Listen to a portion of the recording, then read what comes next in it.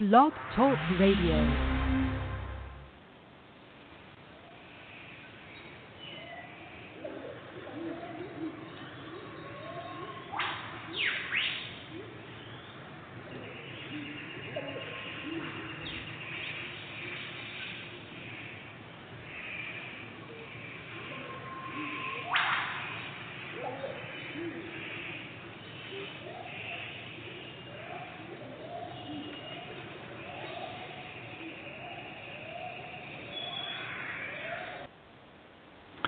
Hello, everyone. I'd like to welcome all of you back to Ohio Exopolitics. I'm your host, Mark Snyder, and I just want to let everyone know that listens to the archives that I have been looking to get some guests on the program. Stephen Pigeon is scheduled for tomorrow, the 27th, and Betsy Lewis is scheduled for Thursday. I have a lot of messages out to potential guests in January, so see how that goes. It seems like I always get pushed back to the Meier material anyway, which isn't a problem. It's just such a tremendous amount of information. I think I'm going to do a little bit of an overview this afternoon.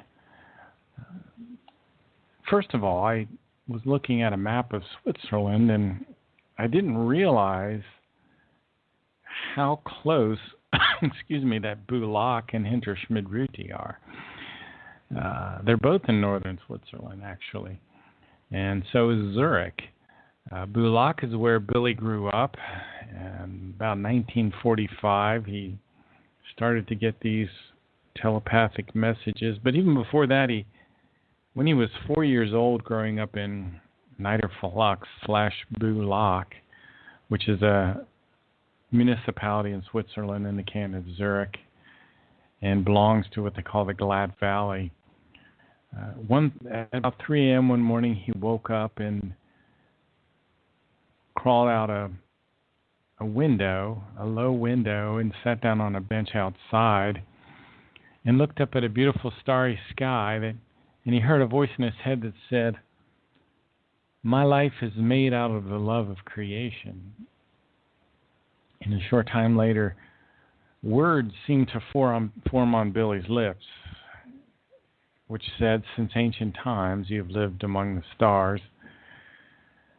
And I've often speculated that these words formed on his lips as a result of past life influence in some way. At about this time, Billy knew who he was and what his mission on the earth was. And he got these impulses, which he later realized were from what they call the universal storage banks. There are storage banks of information for our planet, for our solar system, and for our universe. So here's Billy it's a warm night in May. It's 3 a.m. and he's looking up at the beautiful starry sky, and he's literally getting information. And one of the things that's written in this article, it's called How It All Began. I suggest you take a look at that. It says, "I recognize that the light which the stars emitted was a light in the visible spectrum. However, the light of true love remained invisible and for all great time." And the Meier material has some things to say about love, and we probably should pay attention to that. And there's a great article on the future of mankind site called "True Love Has Its Basis in Reality, Not in Belief." And we all look at a love that's really romantic. We seem to be drawn to a love that's based on stimulation, which is a false love. That real love is a very stable thing. And Billy explains that love is essential for all evolution and all life. And he says that without love, nothing can be created. And no transformation can occur. Love is also important for all changes that are supposed to take place. And Billy's talking about the highest form of wisdom creational love. And this is actually a love that's stable. It's a love that's based on what they call a fine sensitive feeling. It's a love based on reverence. And that's what Billy's experiencing at this young age. He's looking up at a beautiful starry night, and he's intuitively understanding that there's this gigantic universal intelligence and that it's radiating love. And this radiating love is not through the visible light, but through an invisible manifestation. And Billy said, at that very young age, he said that everything which exists in the whole universe is a manifestation of the might and the infinite and true love of that mighty universal consciousness called the creation. So the Meier material explains that there really isn't a God in the way the religions teach. There isn't a heavenly Father. There's a universal consciousness it's neither good nor evil. It radiates love, which we think of as good, but this is a creational natural law. It created our universe, and it created certain laws associated with our universe, the first of which is a wisdom-conditioned love, not a love based on romantic notions or sex or stimulation, but a love that's based on reverence and awe and respect. The second creational natural law that this universal consciousness made, or one of the other very important ones, is the law of harmony. And this means that we should have a neutral, positive way of thinking. In other words, not really positive and not really negative. And that's one of the problems with romantic love, is it is very positive, very, very positive, which often leads to anger and all sorts of problems. A third creational law is the law of evolutive striving. Everything in nature has to strive to stay alive. Striving is your real source of happiness. You learn this later. It's something I'm learning at this late point in my life, that all happiness is really based around your evolutive striving, your work. And your work includes not only your day job, but cleaning up around your house and taking care of your body and your family and your pets and your hobbies and all these sorts of things. The more you focus on evolution, the more you focus on striving, the greater your happiness will be. The other, if we could put a fourth creational natural law, we could say the law of reincarnation. And what that tells us, the law of reincarnation says that everything dies and everything is born again, all life. So, for example, the human spirit is your permanent part of the you. It's your spiritual consciousness. So, at 21 days after the sperm fertilizes the egg, the spirit form, the Geist form as it's called in the German, comes into the fetus, and it brings with it a new material consciousness, a personality, a conscious mind, a subconscious mind. And it sends its energies throughout the whole body, and it causes the heart to beat. If you've ever had a loved one, like a loved pet, when you see the spirit form leave, the eyes will dim immediately, and you'll know that death has occurred. The spirit form resides in the area of our brain associated to sight. It's this little area called the superior colliculus. And the light from that spirit form, it's associated with our changes in gaze. And you will utilize the superior colliculus when your eyes move from one target to the next to the next. And it's that spirit form that is your spiritual consciousness. It's the part of you that will last forever.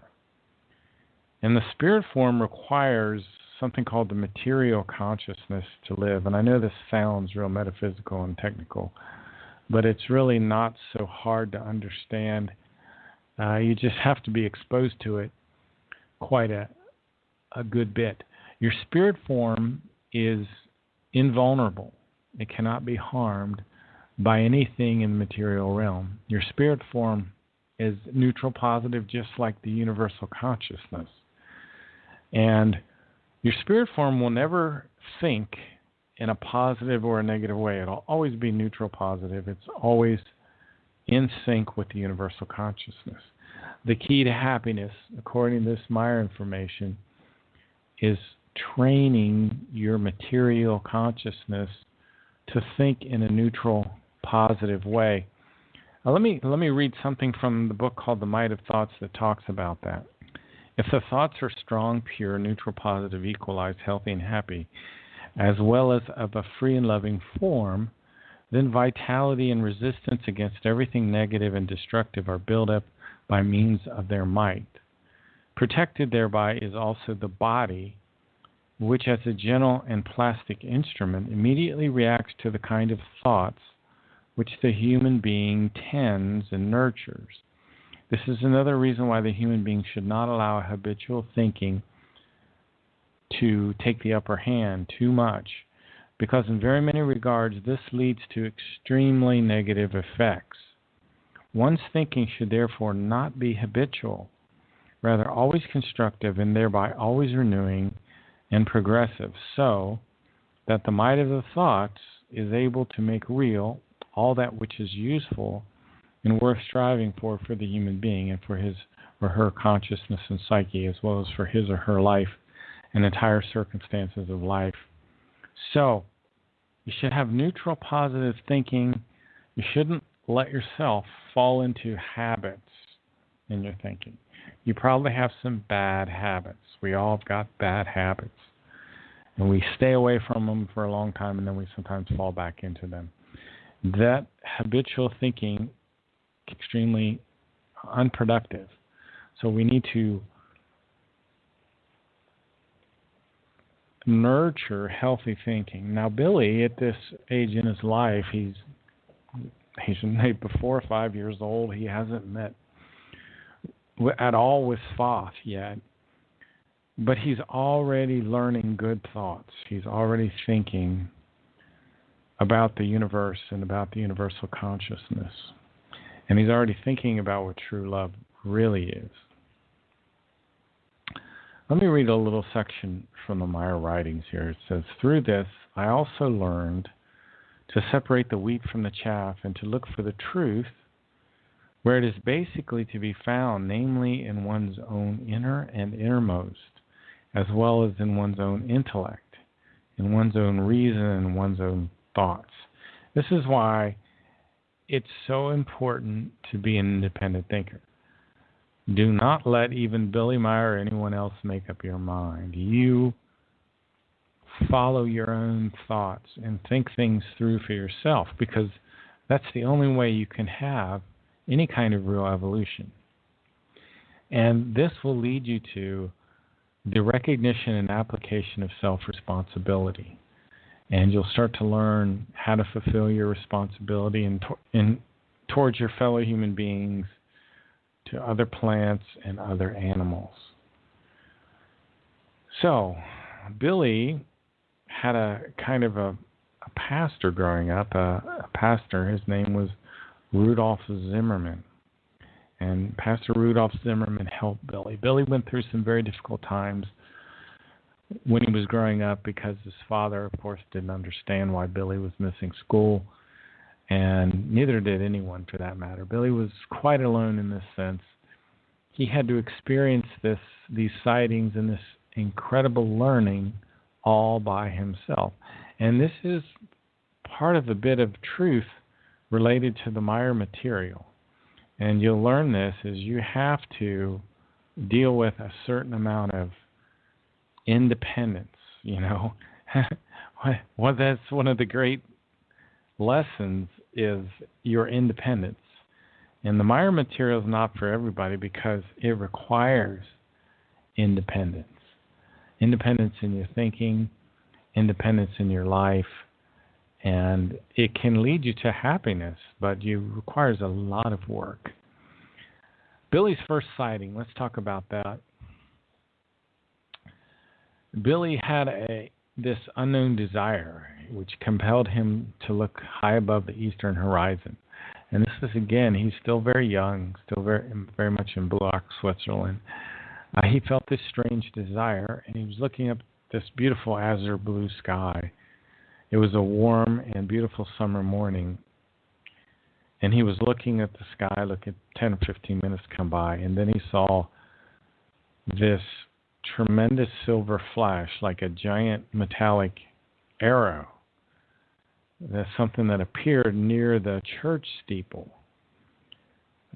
It was a giant 200 to 300 meter disc, and it appeared to the west over the Horrigan Forest, Horagan, Horrigan, and Billy's father, I think, saw this disc as well.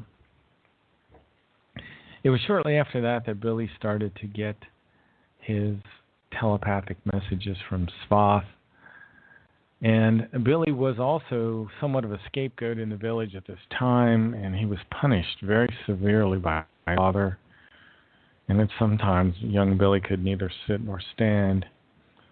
But then finally, one day, after one of these telepathic meetings, out of the sky came this silvery pear-shaped craft, which landed nearby young Edward Albert Meier, and he was kind of pulled by some kind of technology into the craft. And was very interesting, and Svath spoke to Billy in the dialect of his own village. And Svath told Billy that someday Billy would become a great teacher himself. And Svath also brought his ship up some 70,000 meters into the air. And at this very young age, Billy was already up to the development of a 35-year-old man. And Svath wanted to awaken up some of the abilities that young Edward had in previous lives.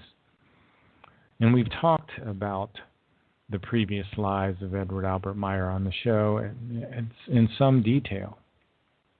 Billy had been many, many influential people on the earth. His spirit form has incarnated as many influential people on the earth, and it's very ancient, and it has been a great teacher in the ancient past for these extraterrestrials that Billy has had contact with now. So anyway, Svath put this device on Billy's head. It transmitted a huge amount of knowledge to Billy, and Billy felt these unusual forces penetrating his mind. And suddenly, Billy knew events that would take place in the future. Svath removed the strange instrument, and these prophetic abilities were now awakened in Billy. And Svath explained that certain abilities were now awakened with him because of that instrument.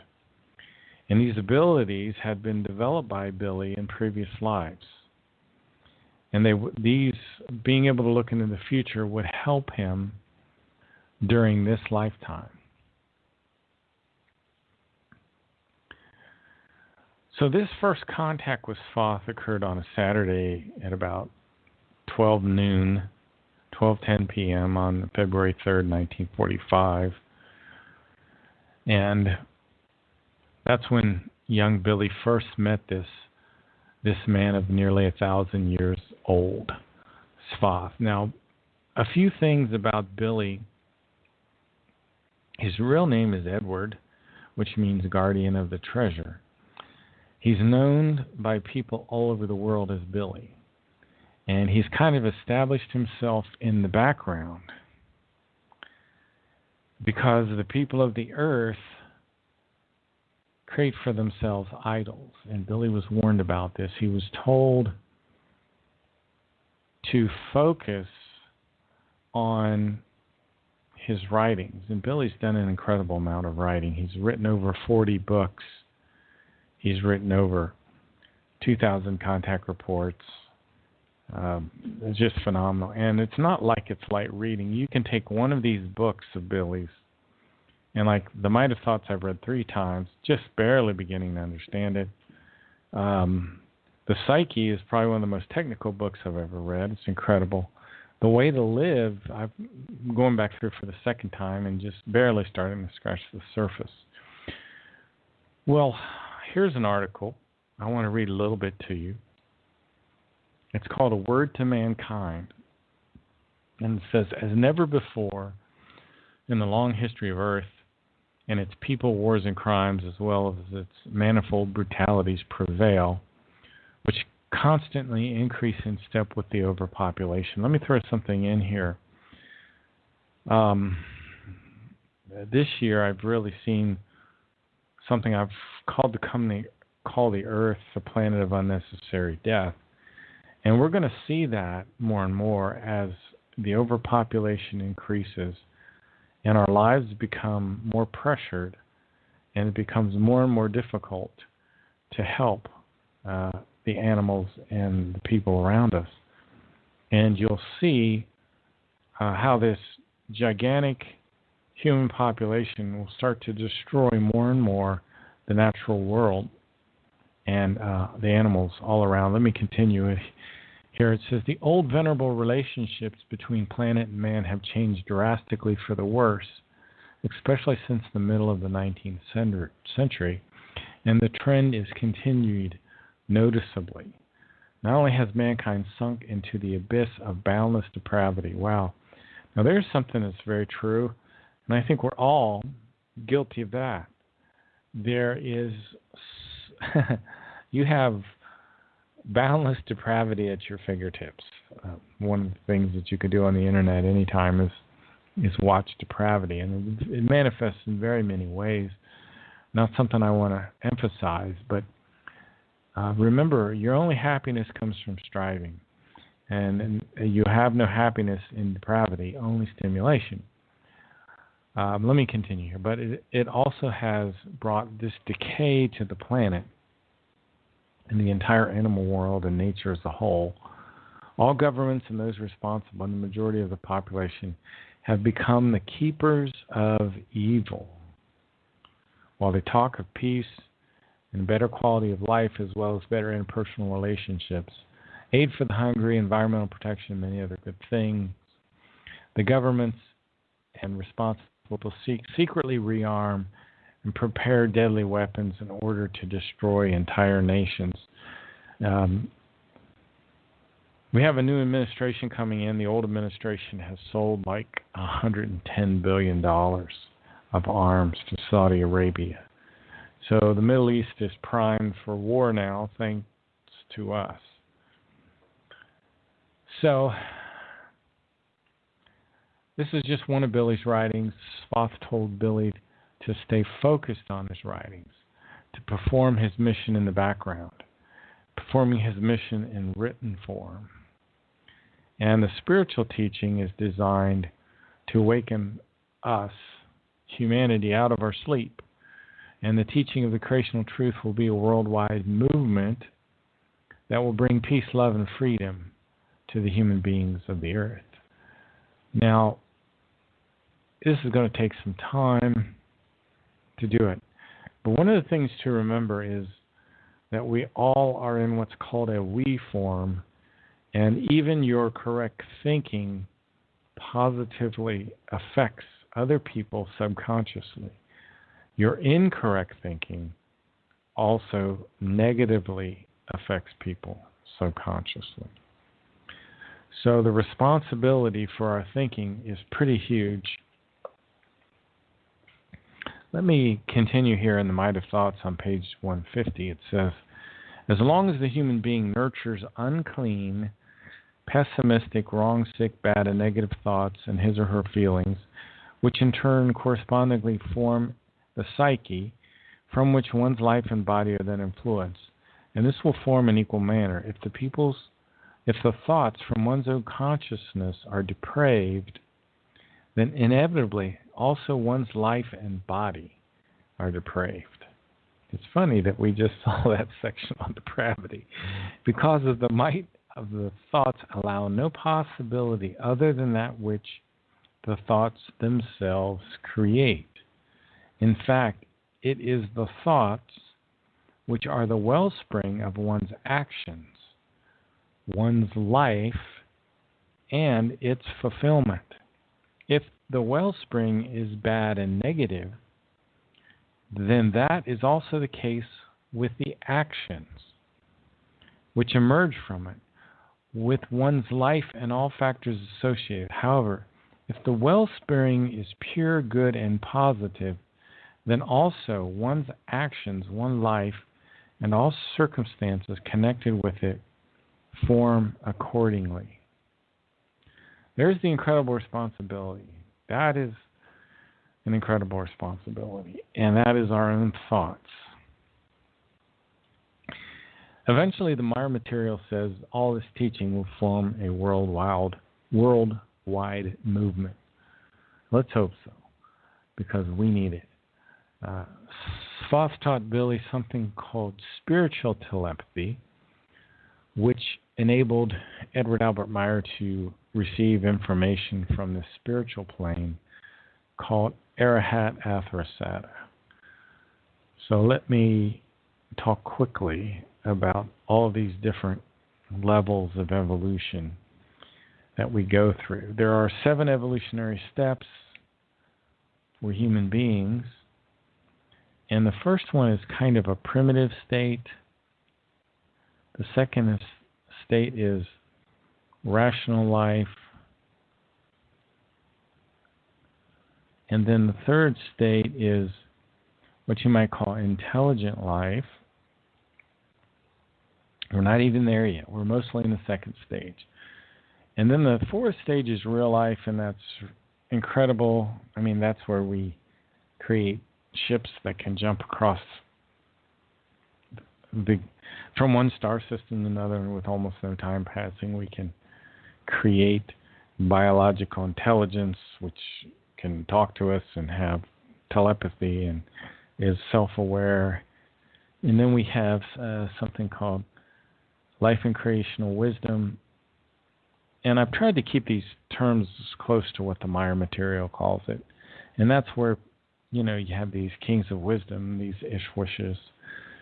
And then the next stage is kind of half spiritual, half physical.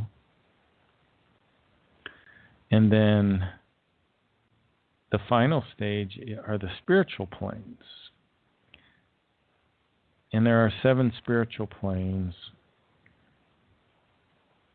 that our spirit form evolves upward in.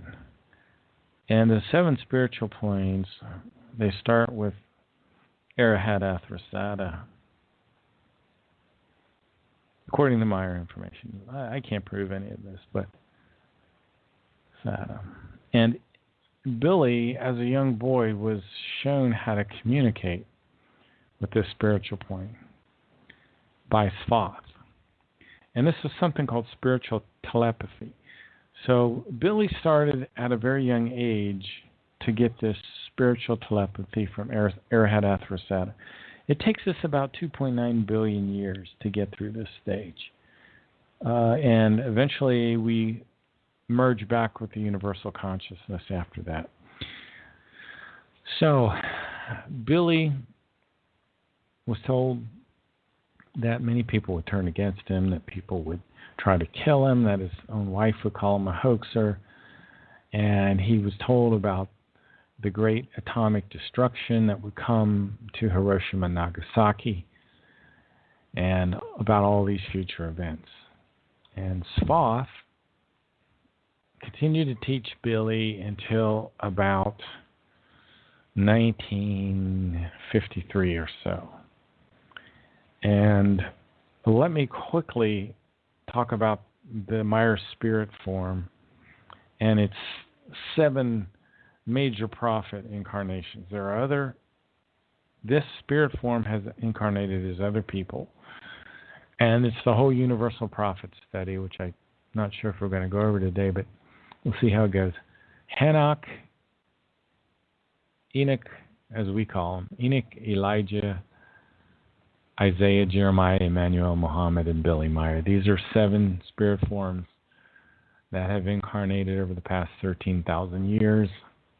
And according to the Meier information, they taught consistent material all the way through, but it's our religions that have changed things over the years.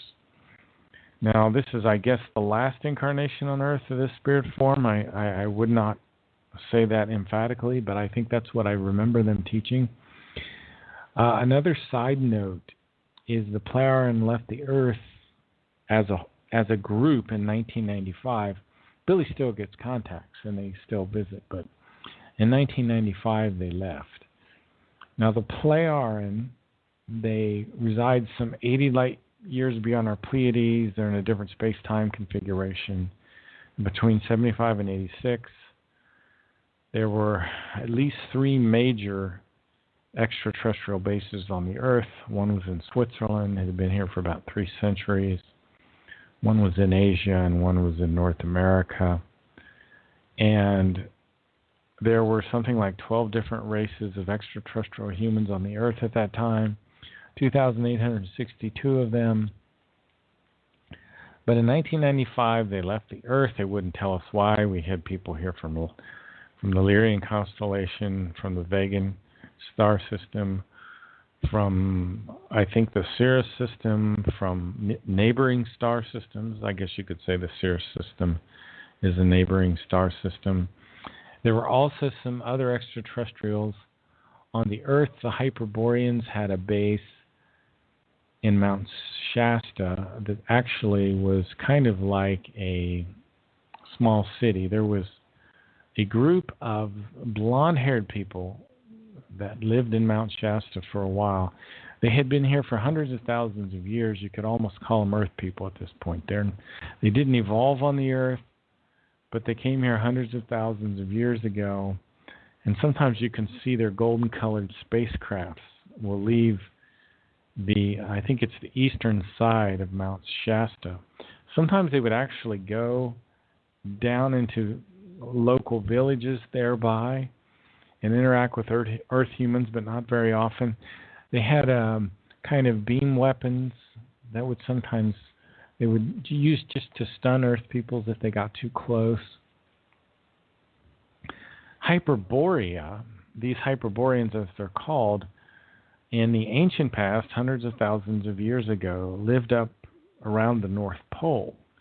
And the North Pole region of the Earth was very beautiful during ancient times, and they had all kinds of trees up there and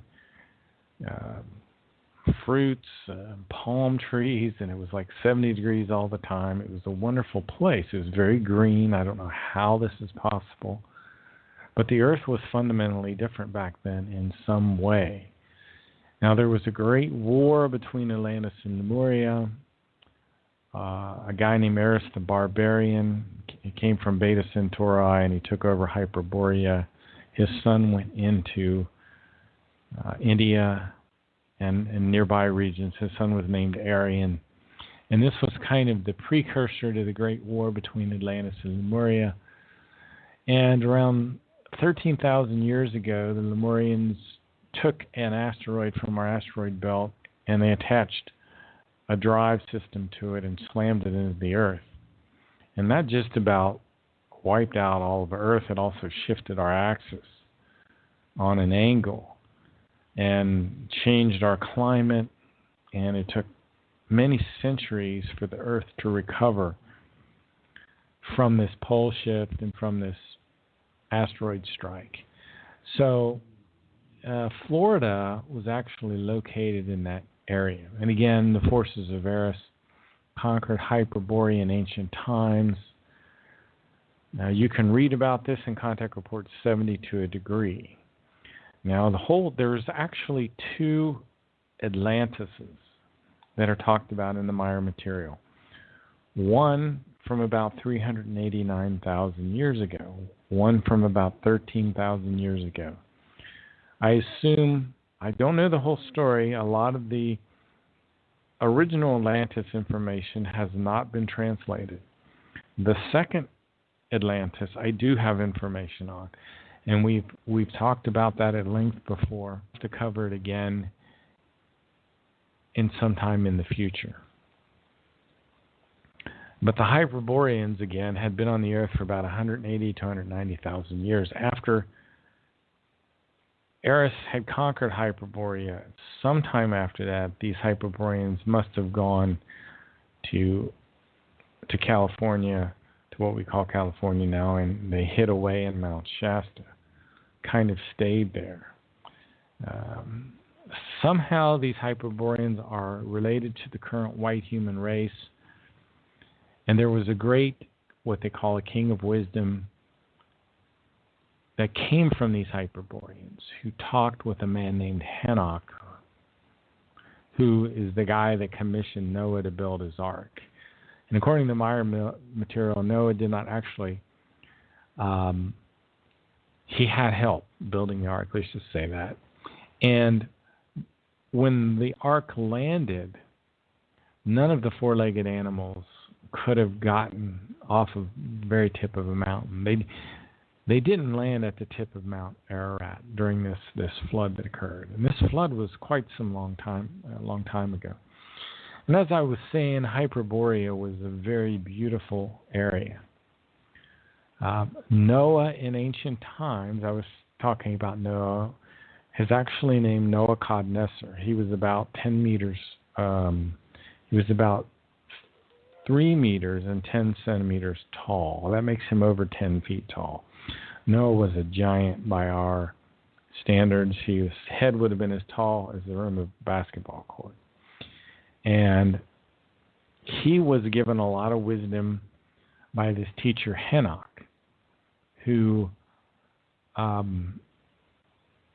Henoch, we know, was one of the former personalities of Edward Albert Meier. And maybe we'll get back to that again tonight. The ark was built around 100,000 years ago, calculated back from today. There has been more than one great flood. So the events associated with the ark took place about 100,000 years ago. The large 4-foot animals, like I said, could have never gotten down from the peak of Mount Ararat. So the ark didn't land on the peak. What caused this flood, it didn't occur in 4,000 years ago, but there was floods that would occur when this destroyer comet would come past the Earth. And the destroyer, it goes near Earth's orbit, and when it did, it's no longer in our solar system. But when it did, it came back at a kind of a regular interval. And disturbs the Earth's rotation, and it disturbs its revolution around the sun, and it triggers immense earthquake, volcanic eruptions, storms. And from this whole event, we get this biblical flood, which occurred about 100,000 years ago. The builder of the ark, to a degree, was a man named Nokodemion, and he had contact with an extraterrestrial who had a strange name that began with a Z, Zebulon, and a weirder name. The name means something about he who brings the hosts of the heavens. Anyway, this extraterrestrial explained to Nokodemion the danger of this comet coming in again, and he advised him to build this ark. And he did the work in cooperative work with his family. He didn't do it all himself. So they were saved from this humongous deluge. His family, many animals, they brought many animals. So over time, the name Nokodemion was altered little by little. And finally, we only have the name Noah. And instead of Noah talking to an extraterrestrial over time, the story of him talking directly with God came about. And this is, according to the Meier information anyway, and this is talked about in Contact Report 248, which I will throw in the chat room. And I know the Meier material is always so controversial. So let me see if I can put it in the chat room. You guys can press that link. You can read the story for yourselves. Another extraterrestrial group that was here before 1995, again, I think they're gone, is the Hasters. The Hasters were pretty close to our own evolution. You know, we were talking about these 7 steps of evolution. Well, the Hasters were pretty close to us, and they were brought here by the Pleiar. And the Hasters were in a galaxy hundreds of millions of light years away, like 483 million light years. They were in another galaxy, and the Pleiaren built them a base underneath the North Atlantic. And the Hasters were here to study the Earth people. Let me read a section here in the Meier information. It says, just a few years ago, we entered into connection with the highly sophisticated inhabitants of the planet Hastur, who have progressed so far in their overall development, as it will be for the Earth people in approximately 1120 years. With ethically and very highly distinctive lifestyles, the inhabitants of Hastur are very peaceful and loving, and besides this, they live in the same time level as the Sol system. So let me dive into something, again, that'll twist your mind into a pretzel. The Pleiaren are in a different space-time configuration than us. So let me try to explain this. We have something called the Lyra-Vega system, okay, in our space-time configuration. Same as the Sol system. There were a group of Lyrians that visited the Earth about 389,000 years ago. Now, they weren't from our Lyra-Vega system. They were from what you might call a duplicate Lyra-Vega system in a different space-time configuration. So there's a Pleiaren star system as well. It's in a different space-time configuration than ours. I never liked the fact that this was true. I think this makes things very difficult to understand. But it also is in kind of a wondrous thing if you think about the incredible expanse of the universe.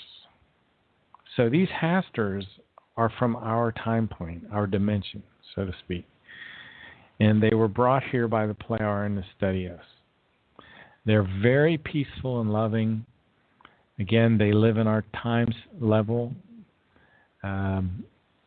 Because the Hastur inhabitants, they're very interested in life forms and the remote vastness of the universe. They don't have the technology to get here. The Pleiaren brought them here in what's called the Great Spacer. Now, the Great Spacer is the Pleiaren Mothership, and Billy got a ride in the Pleiaren Mothership.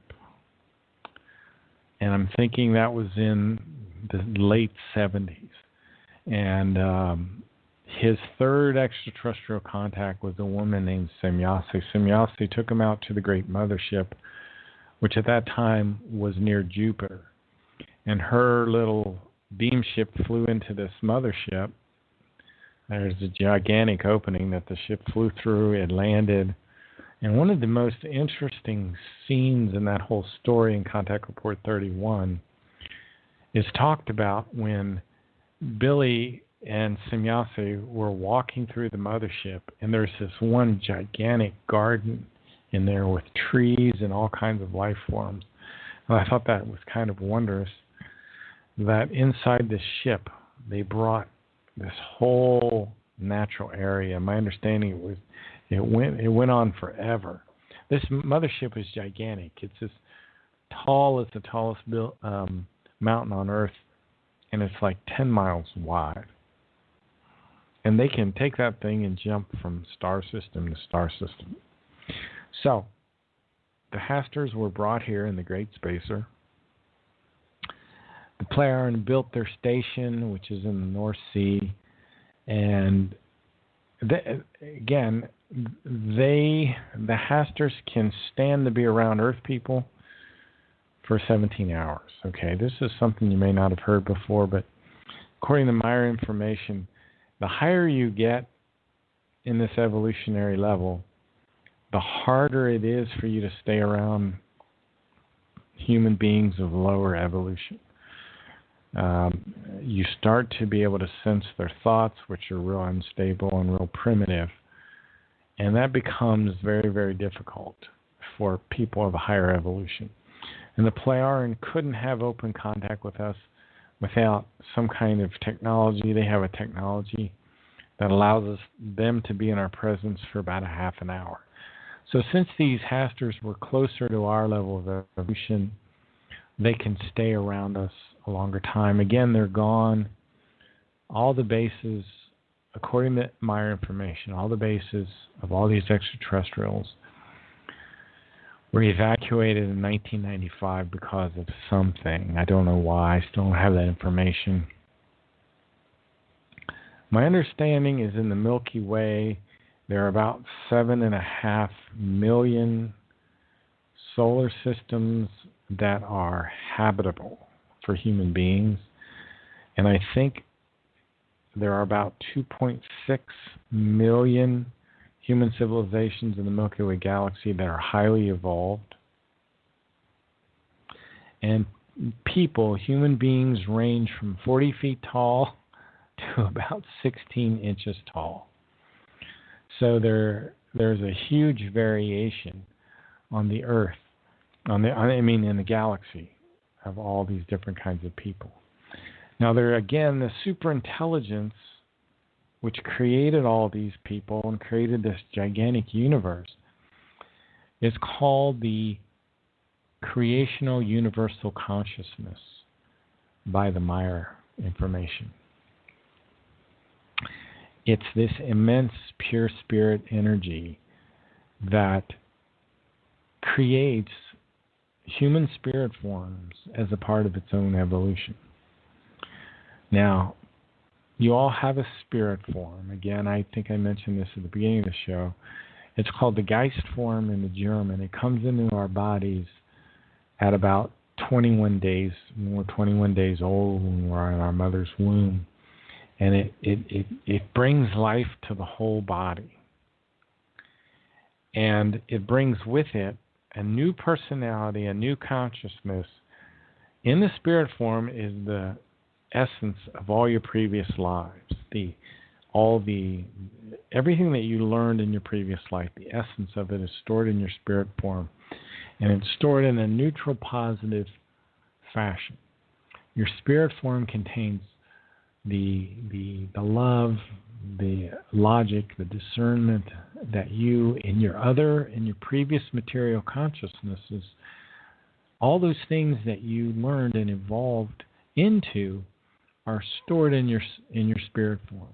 So your spirit form, it isn't so aware of its surroundings as the material consciousness is. It's mostly focused on absorbing this evolutive knowledge. That's its purpose.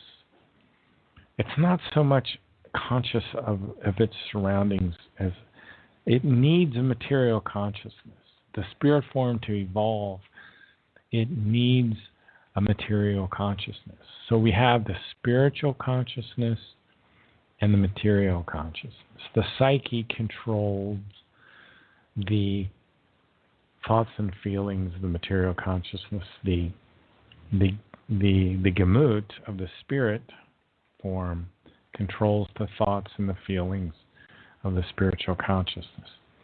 The spiritual consciousness, the Gemut, is kind of connected to creation always, in a way. And love is something that really has to come from the spiritual consciousness, true love. You see, the Meier material puts it this way: the incredible splendor of nature is nothing but the love of creation expressed visibly. So this superintelligence, which is in the background, which is really neutral, it expresses its love quietly, with no sound. It expresses its love through the incredible beauty, the incredible splendor of nature. So if you'll go out and try to spend some time in nature, you can, if you're open, and you have to be open to experience this, you can start to sense this radiating love. And the individual should therefore be aware that the love of creation is everywhere. Because without it, nothing at all would be able to exist. And we only exist through the love of creation. And we carry this love within ourselves. All of nature, again, in its indescribable splendor, is nothing but the love of creation, which is expressed visibly. Now again, silently, visibly expressed. The love, the underlying wondrous motivation of this superintelligence is expressed in the beautiful flowing mountainsides, in the rolling green hills, in the forests, in the lakes, in the rivers. There's this beautiful passage, I think it's in the Goblet of Truth. It's called What the Truth Knows to Say. And it says something to the effect that rivers, stones, plants, bushes, trees, everything that crawls and flies on the earth is a life form with a spirit form. And these spirit forms are on a journey through time, which involves many, many lifetimes. And many of these creatures, they are aware of each other. And they are connected by these psychic vibrations. So again, if you're sensitive, you can maybe pick up on these psychic vibrations. And they connect creatures. And if you see the birds, as they change direction on a dime, you can see the connection between all of nature. You see, nature is called as one. It says the universal consciousness, the creation, it has a oneness to it. And by nature, I mean things in the natural world that do not associate with civilization, like mountains, trees, animals, rivers. The creation is called Schöpfung in the German. And the German word for splendor is Pracht. Splendor can mean a great, impressive beauty. You see, and that's what's so bad about the overpopulation, is we live in artificial cities. And we do not feel that underlying radiating splendor, that incredible splendor of this superintelligence. So what do we reflect? We reflect the distress that's found in the cities, the overcrowding. And that's why our music now is very mechanical sounding. It will even damage your consciousness, I think, to listen to some of the music that's out now. It's the expression of our insanity. Let me continue here. It says, each smallest plant, each ever so tiny animal was created in love by creation. Each creation existing according to the same law of love. All life is in the absolute perfection that it should be through the love of creation. There is a perfection through creation. Creation isn't perfect, though. Creation does have imperfection. But you see, creation is evolving. And that's one of the reasons, the fundamental differences between what's become our religions, our traditional religions, in that they say there's a perfect God that's omnipotent, all-powerful, and immutable. The Meier material says there is a superintelligence which has created all things, but that it's evolving to higher levels, and that it creates spirit forms that live many millions of years of lifetimes. We're 40 to 60 million years in those first 5 evolutionary steps that I talked about. 40 to 60 million years, part of which time is spent in the physical life, and part of the other time is spent in the spirit realm, where the spirit form processes all of the information associated with the previous material life. Anyway, I hope that this information was helpful to you. We'll be back on the 27th with Stephen Pidgeon. You're listening to Ohio Exopolitics. Please Google Ohio Exopolitics. You'll see the website exopoliticsohio.us, where some of this information is stored, so you can read it for yourself. You can click the links which go to thefutureofmankind.com. In any case, have a good day. This is Ohio Exopolitics, and I'm your host, Mark Snyder.